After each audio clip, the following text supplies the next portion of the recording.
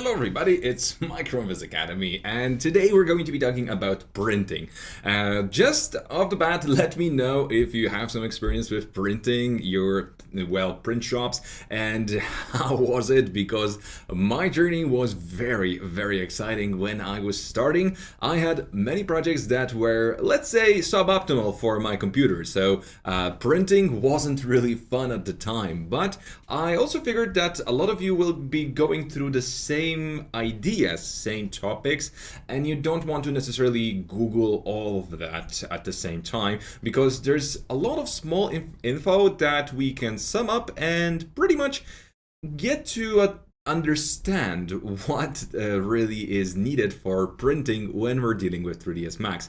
Hello everybody, I can see that Khalid has already introduced himself to us, the best architect in the world. Also, we've got the Time Prophet. Well, sorry for scaring you, but well, it is what it is. And now let's continue. So we also have Vihan Ahmed, and I don't own a 3D printer, but a friend of mine in New Zealand printed a car I built in 3ds Max.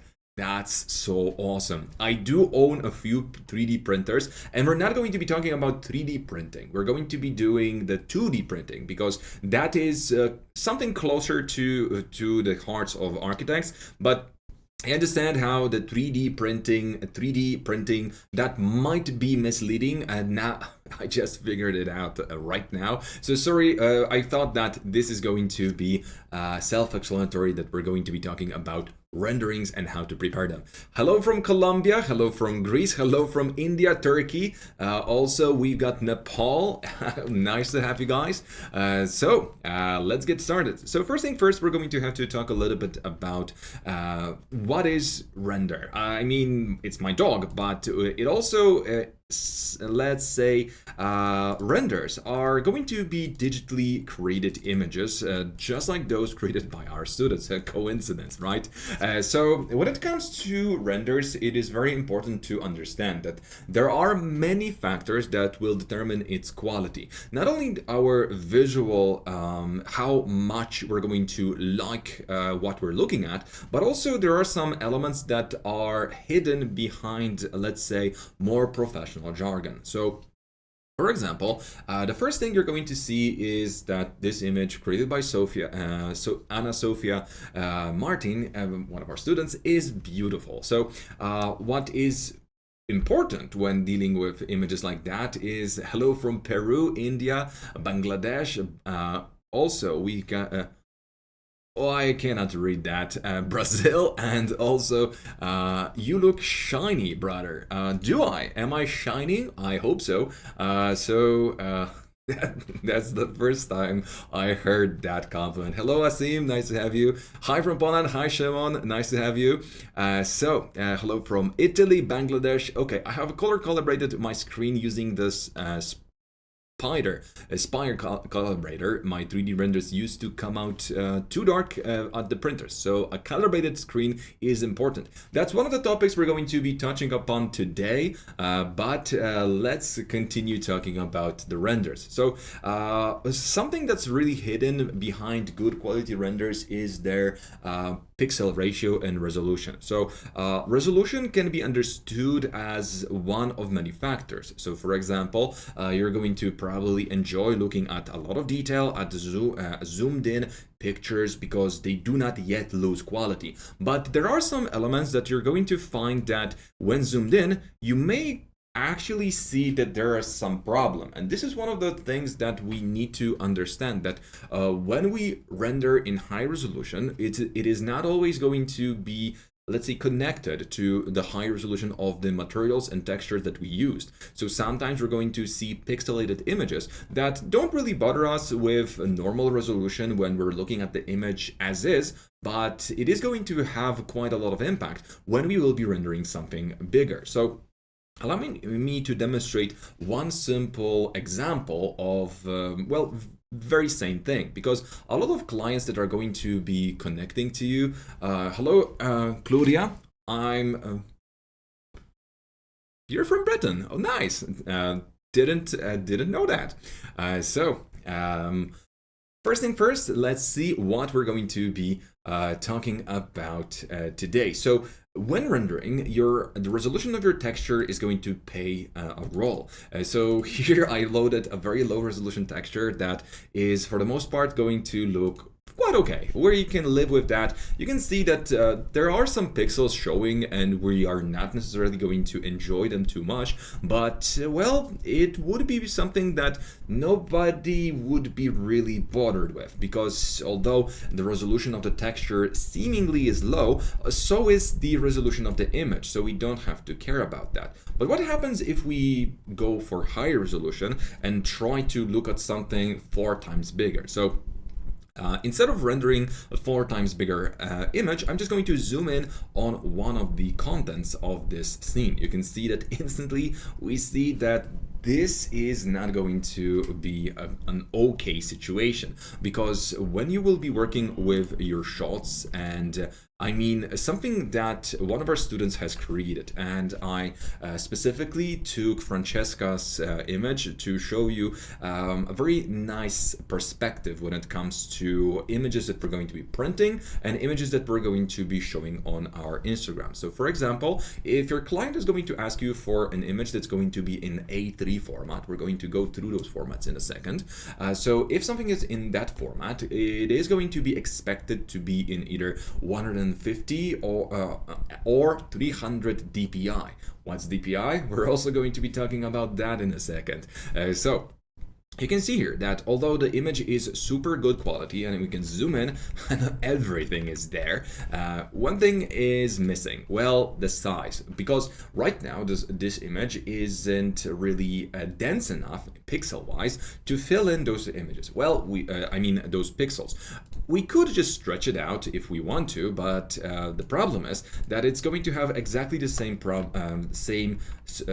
let's say it is going to create the same situation as it did within 3ds Max, where the low resolution texture is just not allowing us to enjoy this. So a lot of times when dealing with your renders, you're going to have to think through your whole material setup. So this also brings us to a point where we have to talk a little bit about what our client needs are. Let's talk about, or let's imagine that your client is contacting you just as a freelancer or as a company. They're trying to get to create a magazine or some kind of, well, something special for Christmas. And you're going to be tasked with creating some kind of elaborate, let's say, magazine shot or something that's going to just be their commercial for the next few days. And I'm going to try to show you something that I hope we're going to be able to download. Okay, I've got it. Now, I wish I also had the render, but I think I have it on my drive. So while I'm talking, I'm going to keep looking for that, because it is quite funny, or at least it was to me. But let's wait. Where's that client? So here it is. I think I've got it. So yeah, I've got it. So we were tasked to render a very high resolution image for a client. So what they wanted was a nice marketing. We thought that we're going to be dealing with nice marketing strategy where they have everything planned, and we're going to be assisting them in pretty much making sure that more clients, more people will hear about them. Well, to my surprise, once we actually spent weeks on this render, we were going back and forth, changing stuff, adding elements, just doing all sorts of things. I'm looking forward to training in February group. Oh my God, that's amazing, Shimon. Really looking forward to having you. And now, what we can see here is, well, let's say good render, or at least this is what we come up with from what our clients wanted, right? So we only asked about the resolution of the image, the size of it, not exactly what they want to use it for, because print is very specific, a very specific beast. So this is what they used. Yeah. So yeah, this is I probably shouldn't be giving out the company name, but regardless, it's really fine to show you a real life example where we spent weeks on one render and they just used 30% of it. If we would be informed about their conception for that kind of design, we would actually be adding a little bit different design, or we would be focusing on just small glimpses of that shot instead. So it's very important to ask your client what the image is going to be used for, where it is going to be posted, or where is it going to be printed. Printing is really important because not all companies are going to be printing your renders in the same manner. So going back to our bitmap, I'm going to just quickly show you the difference between moderate quality texture and very low quality texture. I picked the same texture twice. So now we've got high resolution texture, and you can see that although it is still not very big, it is big enough for us to enjoy. So what's the rule of quality when it comes to texture? Generally, there's no one rule that will determine everything, but you definitely don't want the pixel density of your texture to be lower than the pixel density that you're going to display. So let's just quickly go for my pen tool to show you what I mean by that. This image right now is 5,000 pixels, 500 pixels wide. No, it's 455. So what we're going to see here is that we're using only this small amount of pixels, which is going to amount to maximum of 150, right? Let's be generous and let's say that this is 200 pixels. So the general rule that you want to follow is that whenever you render something, you want to at least have the same resolution image when rendering as your pixel density that you're using. But the ideal situation is to have at least twice as big resolution of your image so that you are safe when rendering something. But if we would be zooming in even further, and in that case, we actually can, we're going to run into the same issue where if we're going to go even further, and that would mean, let's say instead of 2K resolution, 4K resolution, or some clients are going to ask you for 8K resolution. So how do we really talk about that, and how do we, let's say, approach something like a client that needs a very high resolution render? First of all, ask them, what are they going to be using it for? Because I just shown you an example that pretty much sums up why you should know what you're designing for.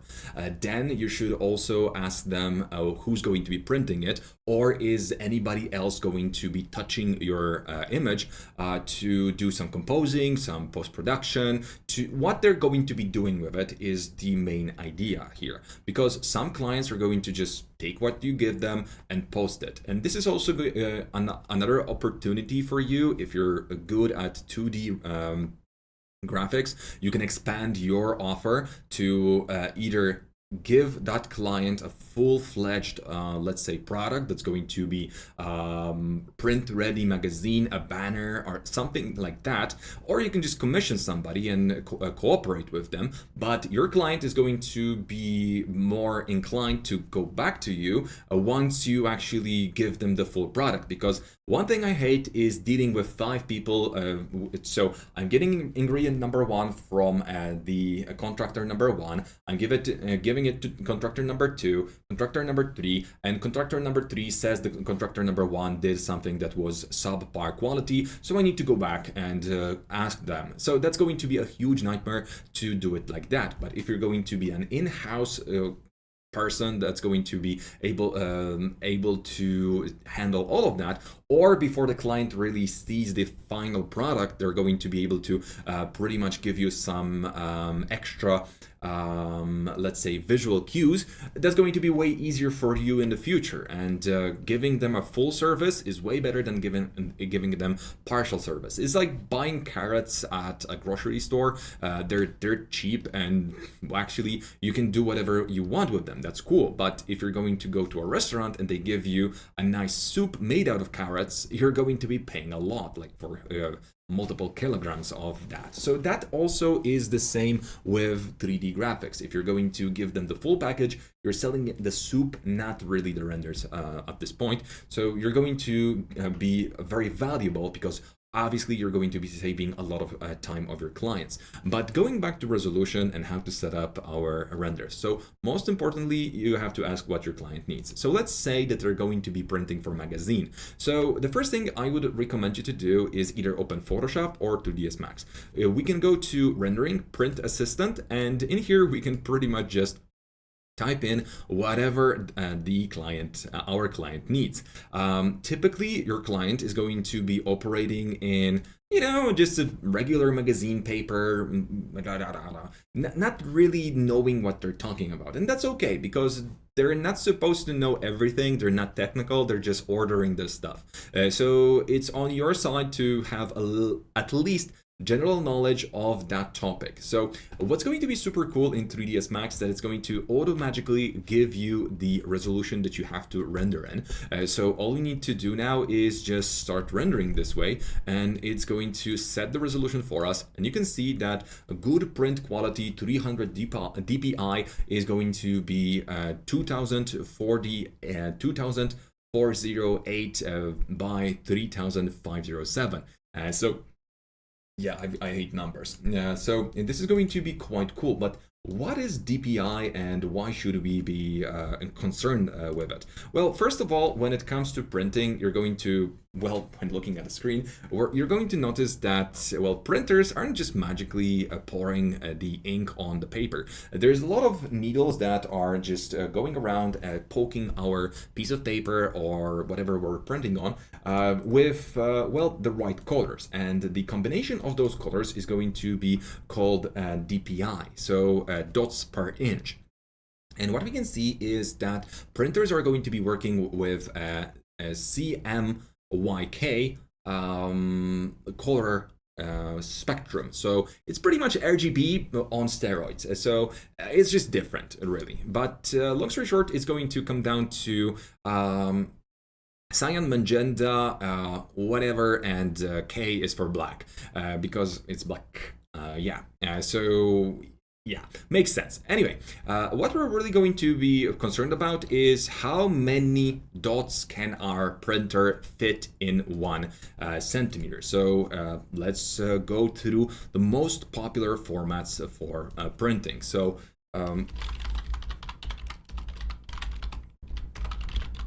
most popular print formats. So this is going to be pretty much PDF and TFF, but so what we're trying to look for is nice visual cue where we're going to just see, oh, this is it. So, but that's not exactly what I'm looking for, because what we're looking for is exactly this web design media. It's actually from something that looks like Wikipedia. Okay, so we've got 3 types of formats when it comes to paper. We generally can operate in A when it comes to architects. For some reason, they claimed this format. Then there's B when it comes to posters, and C that nobody uses. It's just a weird version of A. So what we can see here is that this format, it has everything. And A4 is your typical piece of paper.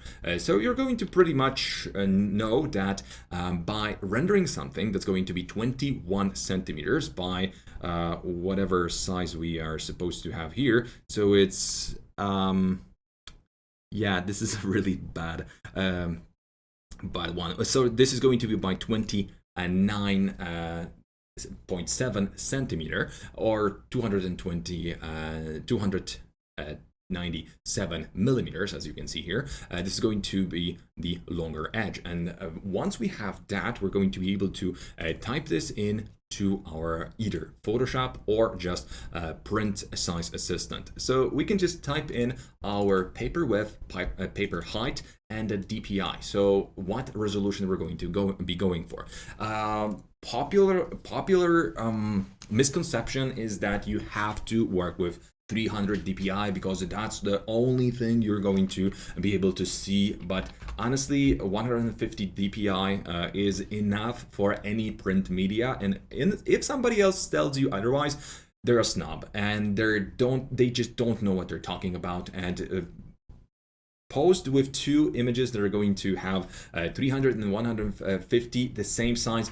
If they can tell the difference, give them a penny, because they're absolute beasts. But honestly, it's impossible. And if somebody else tells you that they want something in 600 dpi, ask them for their alternative motives, because there's probably some kind of trick going on here.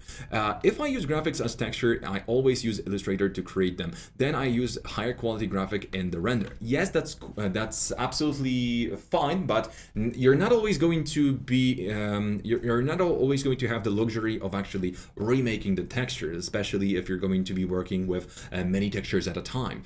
So a little bit of blurring would help with pixel problem. Well, the pixel problem is going to be helping to some extent, but remember, we're going mostly for quality. And if somebody is going to see that we have a lot of blurring, that's not going to be sharp, that's not going to be quality, that is counterproductive to what we're delivering. I'm looking forward to training in February. Okay, nice.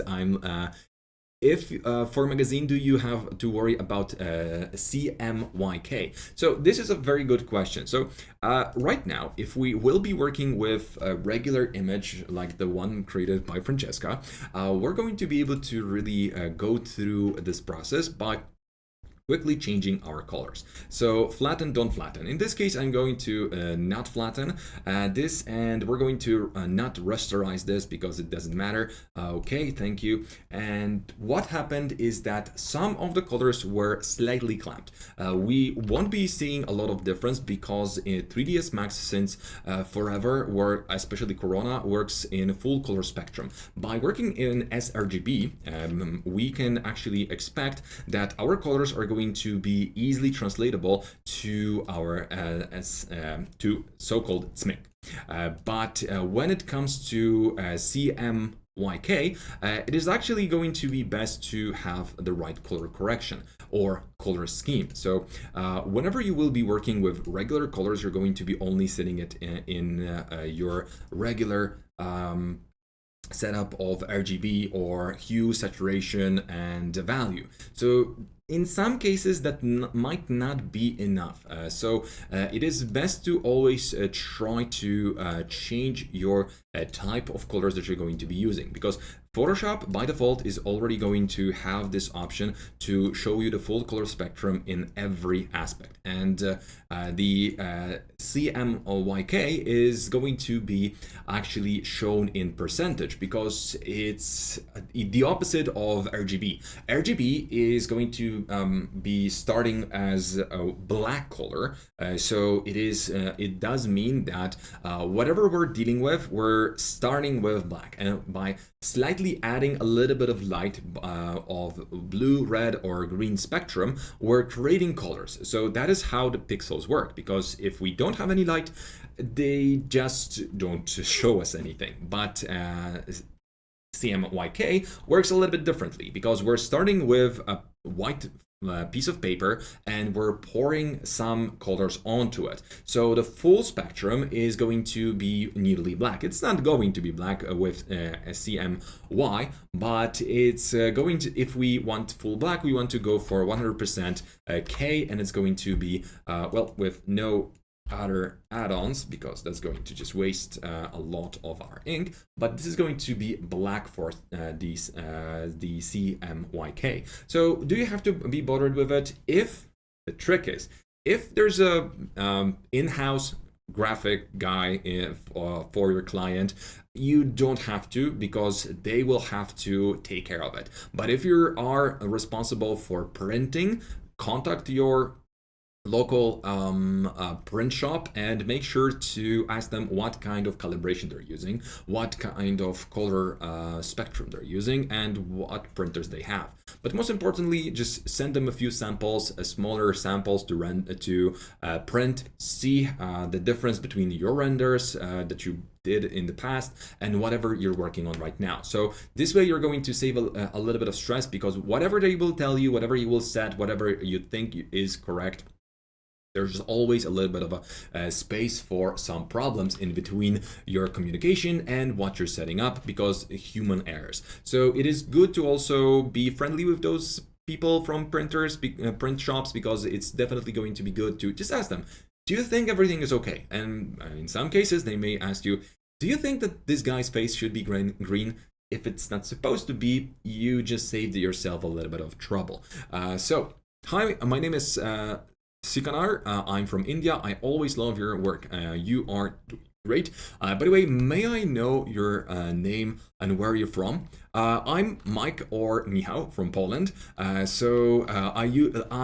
live in UK, but I currently moved back to Poland for quite a while. It was due to COVID reasons, because, well, reasons. And right now I am pretty much going back soon to London, and if you're going to be visiting, I'm hoping that we bumped into each other someday.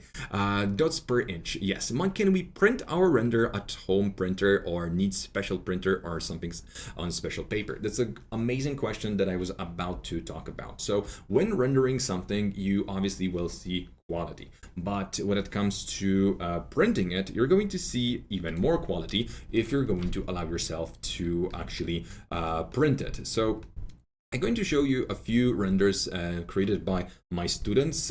Again, those are not perfect photos. Those are just some photos that I found over the course of years.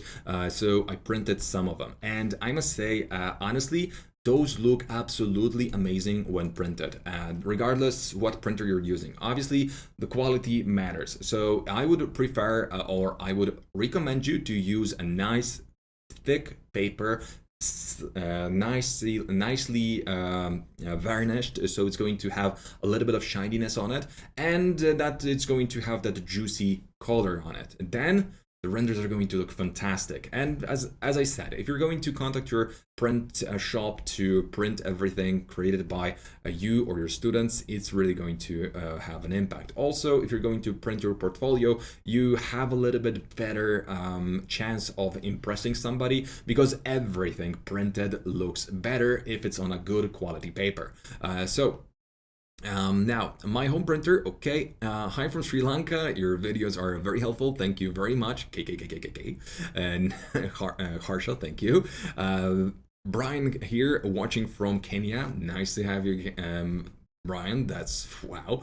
Cyan, magenta, yellow, black. It's the exact color format for printing. That's absolutely right. And because I'm a dummy, for a second I forgot about yellow, because we are online, and you know how it is, you sometimes just forget some words. So now the formats, you know that your clients are going to tell you the size they need. They won't be informing you about the let's say resolution of the image. So this is going to be something that you have to ask them for. So DPI is going to be very important, but also pixel density is going to be a second most important thing for you, because whatever format you're going to agree upon with your client, it is going to come back to either bite you, or it's going to be something that you're going to have to think through, because when rendering, you already all know that when rendering something that's going to be nice and small, it is a piece of cake. So that's not going to be a problem at all. But if you're going to be rendering something that's going to be huge, and I mean those A3 images that are going to be printed as banners, this is going to be something that you're going to spend a little bit more time on. And again, if we're going to start rendering this way, you're going to quickly notice that we have a bit of quality issues if we're going to zoom in too much on low quality texture. Lucky for us, this texture is almost one-to-one quality wise on this brick, but when it comes to this statue, you can see that although the mapping is correct, it's stretching, it's blurring, it's just pixelating all over the place. I mean, its size, size-wise, it's correct because this mapping is not unwrapped. So hello from Kuwait. Hope to join your classes sometime. Ali, looking forward to that. It would be amazing. We actually had somebody with your name literally just last group. So why not just show you that person's work. So this is Ali's work, so this might as well be yours. Same name, right? How do we select paper size if we have a custom resolution image? That's really going to come down to what I said about the image created by Francesca. Well, Francesca has created an image that was formatted towards the internet. So when we want to print, you're going to have to either re-render everything to fit the piece of paper you're going to go for, or you're going to be cropping, and in that case there's no way around it. Also, there's a lot of there's another thing that we need to talk about, and this is going to be super important. What is the difference between quality, quantity, and DPI? So first of all, we are going to always go for quality when rendering for our clients, but what you may also notice is that right now I rendered only, okay, that's actually very low noise level. So when it comes to quality, you want to think about one thing. Noise quality is going to be the best factor that's going to give you information about the image quality. So how much noise we're going to be experiencing within our image. But there's a trick to it, because if we're going to be setting our noise limit to 2 for extremely high 8K resolution image, that's going to be rendering forever. But what I noticed is that the denoising algorithms in 3ds Max, in Corona, are very smart. And the bigger the image we're going to throw at our rendering engine, the better. Because it is going to be, yes, rendering way slower, and it's going to take way longer to render. But it is also going to have more pixels to play with when using denoising. So long story short, when going for extremely high resolution, you can set your noise limit slightly higher. That's going to allow you to save a little bit of precious time, and that's going to be probably something that you want to think about when dealing with this kind of work. So long story short, we're going to have to ask first ask our client what the image is going to be used for, because, well, print on portrait mode, horizontal mode. I just recently had a situation where my client asked for images for Instagram. So Instagram is going to mean that we're going to go for custom, and we're going to set up something around 1080 by 1080. So that's going to be a regular square render. So this is your typical Instagram post. But then it turns out that that client wanted the post to be a little bit taller. So then you go to the 4:5 ratio. So you're going to be adding another few pixels there, so it's going to be 0.8 when it comes to pixel image ratio. But then it turned out that we actually want to create a full screenshot, and that is when the problem begins, because now this shot doesn't work any longer, because you can see the ceiling here and it doesn't look good. We have some elements that weren't here before, so we have to zoom in or crop. And this is why when dealing with multiple media, you have to also take into account that you're going to either have to redesign your shot, or it's not going to look as good in the given format. So it is important to ask your client, where is it going to be used? And do they need you to alter those images for the specific media? Or are they going to just crop it at some point? Because you may actually not allow them to crop your images if the license that you're giving your client is not allowing that. So please make sure to read through some licensing agreements when it comes to image distribution, because in many cases you may find that your clients were abusing your rights. So I know that it's really a touchy subject, but in some cases you have to think about this ahead, because when you will be creating images for print, those are supposed to be licensed for approximately a year. But if it's going to go for a longer period, and that's a standard that people will be expecting that they can use your images for, well, it comes up to a point where you're probably going to be quite disappointed to hear that you haven't signed any licensing agreement, so they can do almost whatever they want. But at the same time, if you will avoid some situations where your clients are going to be using your image for 10 next years. I actually had one company that I produced renders for, and at the time I was really getting started.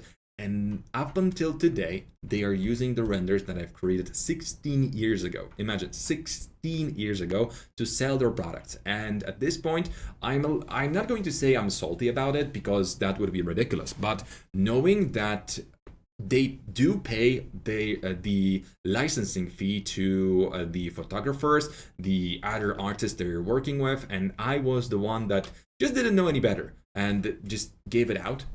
That's a little bit, well, hurtful when you hear about it. Mike, how do we select paper size? Okay. Stambo, Kuwait, okay. Hey, would make a damn good bump maps. Would make a damn good. Yes, that's exactly it. Webinar on Jordan. A webinar on all things animations would be great. There is nothing on the course tutorials, and in-depth video would be fantastic.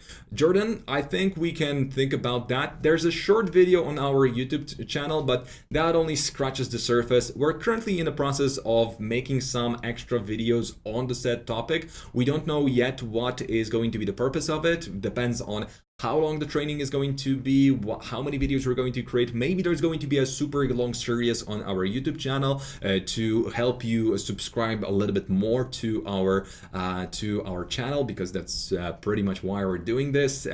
Like and subscribe, guys, if you can. And so Instagram use square images, don't they? They do, but they also can use the dailies, can use reels, you can use your images on many formats, and also Facebook, also different platforms, TikTok.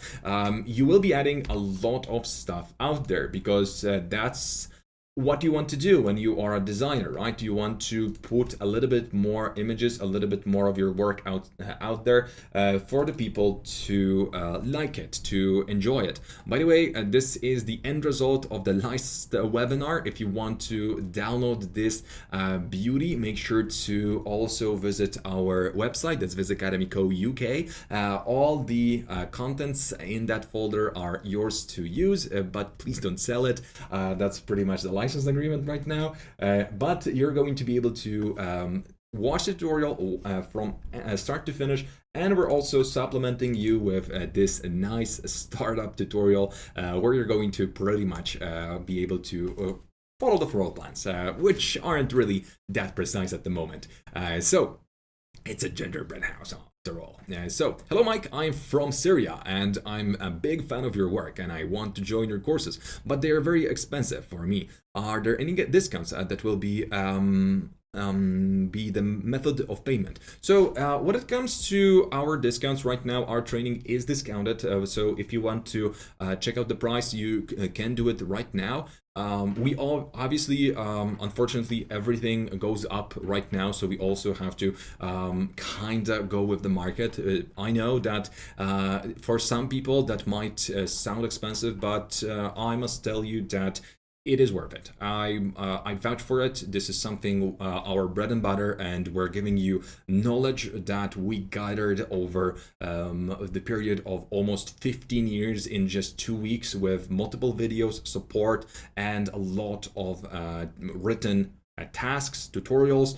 A lot of that is going to be just entry to the industry, and a lot of our students find jobs right after our training. There's one student that right now is trying to find a job in Canada. I didn't know that there's such a huge problem in Canada when it comes to working market, especially for foreigners, but I'm pretty sure we're going to help her find something because right now VizAcademy is in the talks with multiple UK, Italian, American, Canadian, Australian, and lots more companies all over the world for possible practices with a possible opportunity to be hired. So that's something that is really worth it.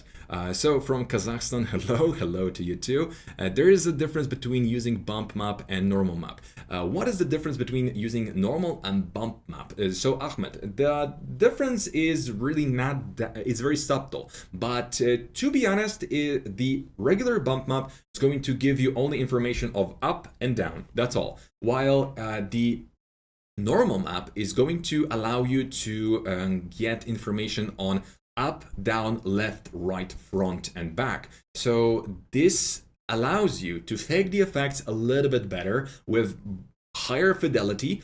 Overall, we can kind of use those maps interchangeably, but normal maps are definitely higher quality when it comes to fidelity and faking not only your bump, as the bump suggests, but also reflection direction. So it is going to be quite important factor when you actually need that for your quality. The funny thing is that the first real world use of normal maps that was, let's say, popularized was by a game called Doom 3. So when they were creating that game, it was a huge thing, but the problem was that all the models were as dense as this David on my computer right now. So it was a nightmare. 10 to 12 years ago when the game was coming out, maybe even more, it was impossible for computers at that time to handle so many vertices moving. And at some point, somebody introduced this new technology of baking objects and adding normal maps that were indistinguishable from high quality, high fidelity models. And at that point, everybody's mind were blown. So that's pretty much when the normal maps became the standard, because they optimized the workflow to a point that is impossible with regular maps. So finished the lessons, didn't start yet. Sorry, you finished the lesson or didn't start yet? Ayla, sorry, I got carried away because that's pretty much what I wanted to go through, but now, sorry for that. Yeah, I shouldn't be getting so distracted. So when it comes to the formats of the B0, you're going to be probably going for a normal cheat sheet that you can download off the internet. It doesn't really matter because the 3ds Max and other software will be giving you all the info. So long story short, it is going to first of all be important to ask your client what the image is for, what we're going to be printing, and what resolution they're expecting. Resolution is probably going to be given by your clients in DPI. So this is going to be the image, dot per inch ratio. So it can be set in your image when you will be working whatever image you're going to be creating. For example, if we click new, you're going to see that we can choose either pixels, millimeters, or whatever we're interested in. So typically you're going to be talking to a human, so they will know that they want a piece of paper that's format of A4, A3 or something like that, or they know that they want to create a banner that's going to be 6 meters wide. So this is something that you're going to have to know a little bit about. So you also have to ask them about the resolution, because in this case, what is better shown in 3ds Max in Print Assistant, higher DPI and higher, let's say higher format, so let's say A3, it comes with way higher image DPI, so that also calculates to the pixel size of your image. So long story short, it is going to have impact on how long it's going to be rendered. So you have to charge extra for it, or you have to bite the bullet and you're going to be rendering for 2 extra days because you didn't charge for it. And that's going to be something that you have to really think about. So printing, rendering, and all of that is really going to come down to resolution, because in 3ds Max we don't have to do any coloring or special management for that. If you want to be more precise with colors, what you can do is go to your 3ds Max preferences. And especially if you're using Corona, you can go to color selection, and instead of a default picker, you're going to go for a Corona improved color picker. So that's going to allow you to do one extra thing, and that's pretty much going to be exactly the same as in Photoshop. So first of all, we're going to be working with a space that's going to be sRGB, because that's the full color spectrum. Then we're going to go to colors that you're going to be setting up, and there you can set up by either by CMYK or just by RGB. That's going to up to you, but long story short, it is going to be translatable. So then we have our let's say post-production software, where you're going to be talking about that. And at that point, you're going to have to ask another question to your client.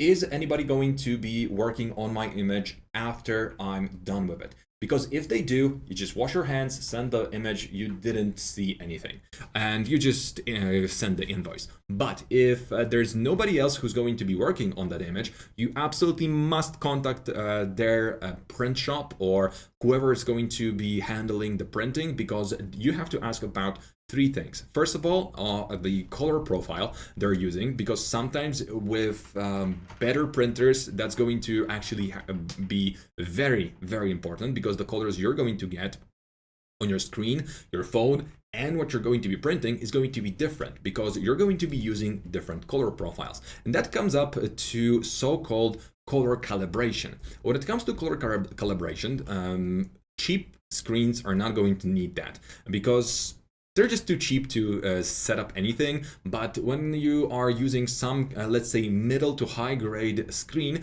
you're going to be able to create your custom color profile that's going to be one-to-one to real life. And that's going to be absolutely amazing, because most of the printers are going to really print what is the real life color, but they might be using some kind of weird color format that you will be forced to adhere to. You can see that there is a lot of them. Most of them are used for photography, so that really doesn't concern us when we're just printing images that we had full control over when it comes to colors. But when it comes to printing media, you have to ask your print shop to send you some samples, or just order them, because printing something on a piece of paper to check what they're going to give you is really good, because you can literally just compare it on your screen, and that's going to be the most fantastic thing ever. And then the last but not least thing, you're going to be asking that print shop for the format that they're going to want those files in. So most of those places will be accepting a TFF, which is the most convenient for you. So all you have to do is save the file, go to the formats, and select the last one on the list. This is pretty much going to be all you need to do. Also, if you're a little bit touchy on a subject, you don't want somebody to edit your images, don't include the layers, and don't save it as copy. But unfortunately, for some reason, Photoshop thinks it's smarter than us, so you want to save it as copy probably, and then we're going to be using the color profile. So you can see that right now the color profile I used by default was set to sRGB, so we're going to be having this ACC profile, US web coated. So in many cases you can change it in Photoshop to the SMYK, but honestly it's not going to be that important, but that's going to come down to what you're doing with the image. So when you're exporting the TIFF, you must remember one thing. Whatever format you're going to check here, best is to go for none, because that is not going to be clamping any pixels. You're going to have full color spectrum, and pretty much you're going to avoid any artifacts. So you just go for no compression and just go for OK. Those files are typically huge and not very handy to work with, so those files are going to have their flaws as well. So I forgot where I saved it, so I need to check where I did. Oh, here it is. Okay, so let's look for the folder with textures, resources, textures, thank you. One thing that's going to be amazing about TFF format is that it actually retains all the info about colors, color spectrum, color depth, but it also is one of those formats that is going to be easy to open on any device. So it's almost like PDF. Everybody can read it as long as they're not using Linux.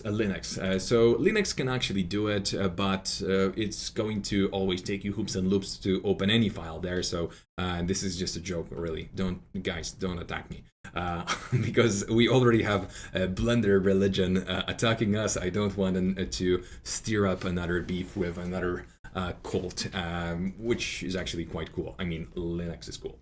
So going back, TF is going to be the format that most of the print shops are going to take. So this is also the format I was forced to use when I was creating one of the images that were quite extraordinary for me. So the biggest image that I've ever created was this plane. It's a Sopwith Camel from a First World War, and right now it doesn't seem to be that impressive. But the thing is that right now you can see that, well, it had quite a lot of detail. It was modeled mostly by me. I was using a lot of references from the internet, but the cool thing about it is that this image was 9 meters tall and approximately 3.5 to 4 meters, I don't remember exactly, wide. So this image, when I was editing it, actually introduced me to something that I didn't even know existed at the time, and this is called PSB. So you can large document format. I didn't even know what that is up until that point. So it is going to be quite important for you to remember that TFF is going to be the beefiest file ever. So file like that, the 9 meter one, was approximately 30,000 pixels resolution. I don't remember exactly how many, but it was a lot. This was the biggest, chunkiest file that when I was working on it, I had a version where I went for, let's say, 10% like this, and I was literally just editing it on 10% size to understand something like, okay, curves, let's add it in, let's change something there. Then once I knew what I'm doing, I was only copying it to the original large image because it was just too huge to handle for my computer at the time. Do you have courses on continuing education for those who took your course 5 years ago and want to get new updates on new features? That's actually a cool idea, to create VizAcademy 2.2 to actually give you guys a chance to update your knowledge, because a lot of things changed, and I know that for a fact that when you're a professional, even let's say not after a course, but mostly after a course, let me sum it up. I know a lot of professionals that work in companies that are very high stake, very high status, that never update their software. So for example, I know a company that works still on Corona 8. It's not like 10 years ago, but those guys are, let's say, top quality, top of the top when it comes to design, and they just don't update because they don't care about those updates. They never hear about those updates because the software is never informing them about the update, and they're not on social media of the software. They're just using it for work. So obviously that's absolutely a good idea. Do you have a course on Unreal Engine? Amazing for animation. It is okay for animation. I wouldn't say it's amazing because yes, it is faster in many cases, but as long as you want to sacrifice quality for speed, that's absolutely okay to use Unreal. I'm unfortunately always for quality, and in that case, it's definitely going to be something that I would prefer to stick to, at least right now. I also made some checks sorry, I made some tests with one of my friends to compare Unreal Engine rendering, the F-Storm rendering, and also Corona rendering, V-Ray rendering, and it turns out that when it comes to quality, if both engines, I mean Unreal and Corona, are supposed to deliver the same quality, the differences are percent wise non-significant, because if both rendering engines are going to be rendering, let's say, a small animation of an rotating X for 10 minutes to create let's say good quality glass and whatnot, that's definitely going to be the same on both. But if you're going for low quality animation where you don't have a lot of effects and it's just more bare bones, then yes, Unreal Engine is going to have huge advantage. But if we are talking about the highest quality, I don't think that Unreal Engine is there. And I recently was a part of the judging committee for a CG Architect, and the CG Awards, to be exact, one of our students were in the finals. Actually, that wasn't because of me. That I'm really proud of you. So now let's go back to the main topic. I've seen thousands of images and videos created in both Corona, V-Ray, and Unreal, and I can always tell which software, which video comes from what software. It's just telling, because when it comes to quality in Unreal, it's very high. But compared to regular quality that Corona delivers, the quality of shadows, lighting, and all that, it's just a drop in quality. And I really mean it. I know that it's going to get better and better, and over time, there's just not going to be any distinction, but it's going to still work both ways, because Corona is improving tremendously each year, but so is Unreal. So yeah, definitely both are amazing, but at the moment we're working on it. So when I apply the Corona material from Corona Material Library, the scale is messed up. It's a small, or it's too small or too large, not the correct size. Data, if that is what's happening to you, that means that you are supposed to be using different type of not measurements, but mapping. So when it comes to most of the materials from Corona Material Library, which is also highly outdated at the moment, some of the materials are still in legacy mode. So when we use those, you're going to quickly notice that yes, they're fantastic. There's no issue quality wise, but it's definitely one of those things that you want to use special type of mapping, which is real world scale, because right now, yikes, that doesn't look good. But as soon as I'm going to change the real world mapping, regular mapping to real world mapping, you can see that now it actually makes sense. So the reason why it was too small, too big, first of all, might be the mapping that needs to be set to real world size. Real world size means that the material is going to be controlled through your bitmap size. So unfortunately, you're going to have to change size for each bitmap, or use UVW Xform as a global solution. But on top of that, what can cause this is that sometimes you're going to have a largely overscaled objects like this one that I have right now, or underscaled, and your texture is still going to be projected as if this file or this object would be size 1. But if I'm now going to keep the mapping and reset the Xform for this object, what you're going to see is the textures are going to also be remapped. So cut this, let's reset the Xform, convert this to a duopoly, and we're going to just paste this modifier back in. You can see how much the quality shifted right now, because the mapping is totally different due to 3 factors. First of all, it's no longer regular UVW projection, it's now real world map size. Then I rescaled it to make sure that the object is correct size, but every time you scale an object, it is going to have the old resolution or old scale of it remembered. So we're not physically changing the object, we're just projecting it bigger. So we're doing the same thing but bigger. So 1 centimeter for that, let's say texture, is still going to be calculated through that scale. To avoid this, we need to make sure to go to Utilities, reset Xform, done. And that way, our object is going to think that at the moment, it's back to its original form 100%, retaining the size after you rescale it. So it's going to probably be that. Mike, what is render nodes in Corona License?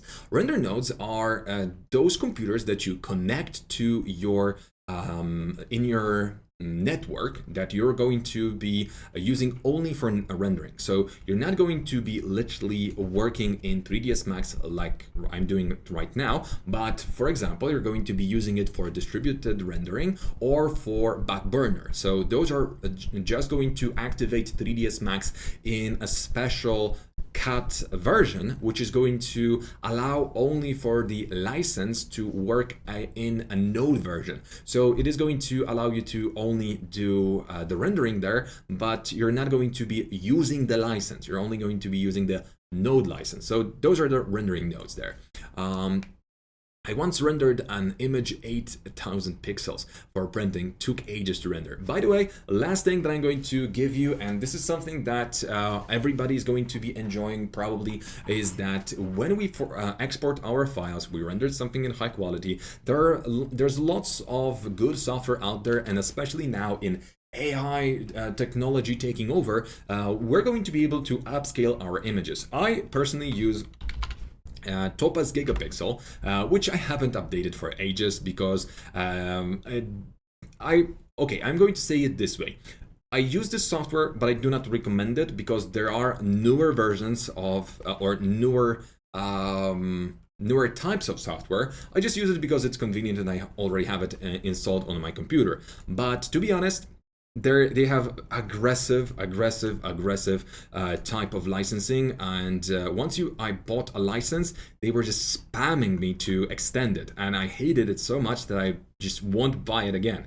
I'm going to say it out loud that they're annoying. That's it. But you can see that we can upscale our images in some cases, and that's not going to be a bad idea because those are special programs that are specifically designed to create images based on the input pixels to just upscale it. And sometimes you're going to actually get very cool detail, very nice elements in there, which are going to be extremely good. So sometimes going twice as big resolution as the original image by upscaling it is not going to give you such a large loss on quality. So it's actually going to be cool because the upscaling software right now is quite useful, and I like using it. So okay, so this is supposed to be here. Cancel. Let's find the upscaled image. And we can see that right now, the upscaled image, you can barely tell that it was upscaled, but some artifacts that are very, let's say, standard or characteristic for AI of that time is that you're going to have a bit of those small artifacts like that, a bit of chromatic aberration out of nowhere, but overall it's going to be a nice thing to actually keep in mind that not everything has to be rendered in the highest resolution. So I know that this was all over the place and we did show quite a lot of topics at the same time, but I believe that this is going to be at least a good entry-level knowledge for you to understand the difference between pixels, DPI, the resolution, to understand different print formats, different rendering formats, and to ask your clients what they want before you make a mistake. The same type I did. Look at that.